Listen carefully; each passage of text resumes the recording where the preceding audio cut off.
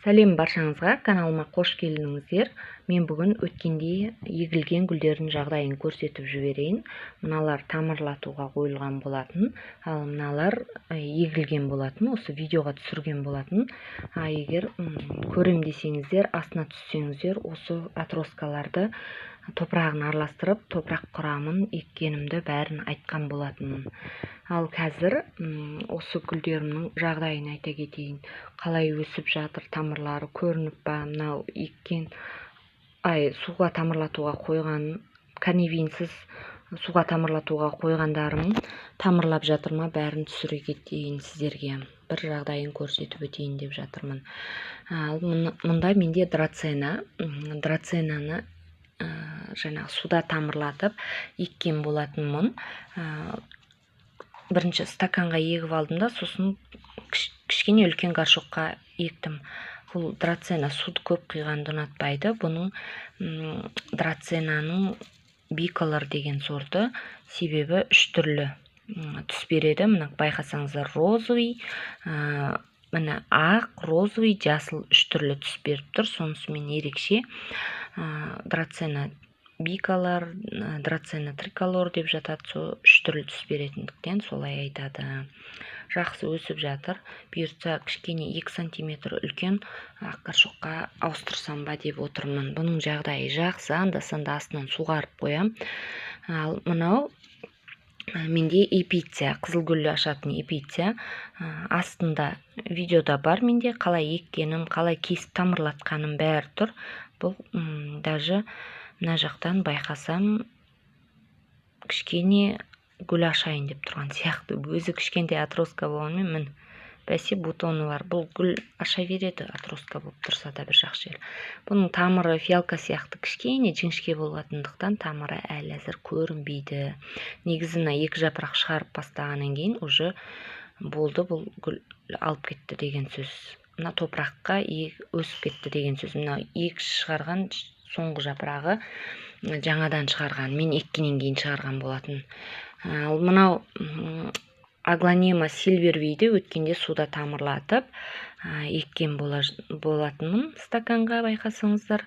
Астында видеода бар олдан. Бұл да тамыр шығарып, қазір тамыр шығарып бастапты. Бұл міне тамырлары жақсы, тамырлар көрініп жатыр. Стаканға тамырлар толған кезде уже чуть больше горшокқа, мына сияқты кішкентай горшокқа ауыстырамыз. Бірден үлкен горшокқа ауыстырмаймыз, себебі мына жапырақтарын бәрін сарғайтып тастап жібереді. Одан кейін мынау филодендрон белый рыцарь дегенді еккен болатынмын. Жарық жақсы болса ақ түстерінде береді.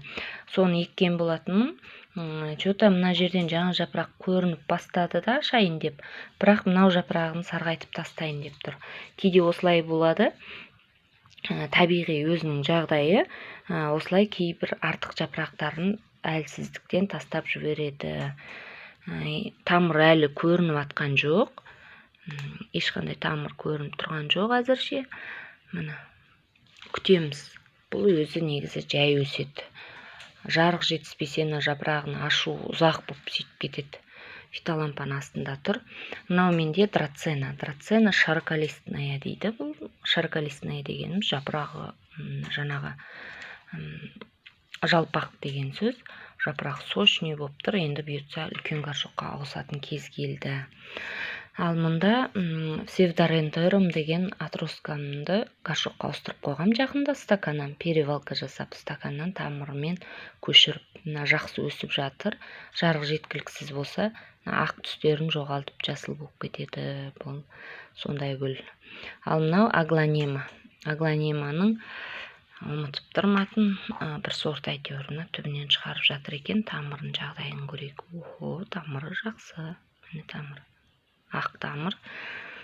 Тамыры жақсы көрініп бастапты. Ал мынау менде бальзамин. Бальзамин гүлінің өткенде астынан пытырлап шықсын деп, үстіне мына жерінен атроска кесіп алып тастағам. Мына жағы қалыңдасын деп, әйтпесе сорайып кетіп бара жатқан болатын, әлсіз болып. Сондықтан кесіп тастаған болатын, кесіп суға тамырлатуға қойған болатынмын. Енді суда тамырласа бұйыртса көрсете жатам алда, бірақ әзірше тамырлау қиындау болып тұр. Себебі мына қараңыздар, босап тұр. Мына босаған жеріне жақсылап угіль сеуіп, активированный угіль, ол жайлы көрсетемін видео түсіріп, соған сеуіп қойып қоям бұйыртса. Ал енді мынау менде жаңағы графтофильм деген гүл, алдында кесіп тамырлатқан видеоларым бар, астында байқасаңыздар, көрсеңіздер болады, толық көрем десеңіздер. Мынау неге бұлай жапырақтарын салып етіп тұр, байқасаңыздар. Бұл стресске түсіп тұр. Кескеннен кейін стресске түсіп қалады. Үстінен банка жауып или салафан жауып қойсаңыздар, өз орнына келеді. Немесе осылай суда тұрса да, бір-екі күн тұрса, өзі орнына келіп алады. Күн түсетін терезеге қоймау керек, главный. Кейбір гүлдеріңіз осылай салпиып қалса, сразу салафан жауып қойыңыз, или бір-екі күн байқап көріңіз. Бір-екі күнде жапырақ өзі жинап алу керек. Антистресс шашсаңыздар да болады. Епин ба сондай. Ал мынау менде сингоним. Қазір сингоним.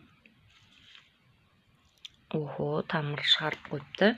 Бірақ мынау байқасаңыздар қисық болып кетіпті. Ештен кетпейді. Бұны бүйтіп стаканға еккен кезде жарыққа қарай мойын бұрып созады, түзуленіп кетеді. Жарыққа қарай айландырып отырасыздар. Қисық бір жаққа қарай өсіп кетпес үшін жарық түсетін терезеге қарай былай орнатсаңыз, ары қарай шалқайып орнына келіп алады ол. Міне тамыры жақсы. Ешқандай канневин пайдаланған жоқпын. Сингонимдар жалпы канневин пайдаланудың қажеті жоқ. Суға тисе болып тамырлайды, өздерінің воздушный корендары болып тұрады, яғни ауадағы тамырлары болып тұрады. Бұл жақсы тамырлапты, уже еге беруге дайын, стаканға еге беруге дайын. Ал мынау менде малачай. Өткенде астында видеода бар, шым қурап, су көп құйылып, қарайып кеткен малачайды құтқарған болатын. Сол кезде ішінен атроскасын кесіп алып қалған болатынмын. 2 атроска алып қалып, біреуі босап кетті, біреуі қатты, жағдайы жақсы, бірақ әлі тамырлаған жоқ. Главный, сабағы қатты болып тұрса, ол тамырлайды, өте ұзақ уақыт керек. Малачайлар негізі ұзақ уақыт тамырлайды. Күтеміз. Тек қана суының бітіп қалмауын қадағалаймыз. Мына сары астынан жапырақ сарғайтып түсіп жатыр. Ол жаңа қалыпты жағдай, табиғи өзі, артық кішкене астынан бір жапырақ сарғайтуы мүмкін.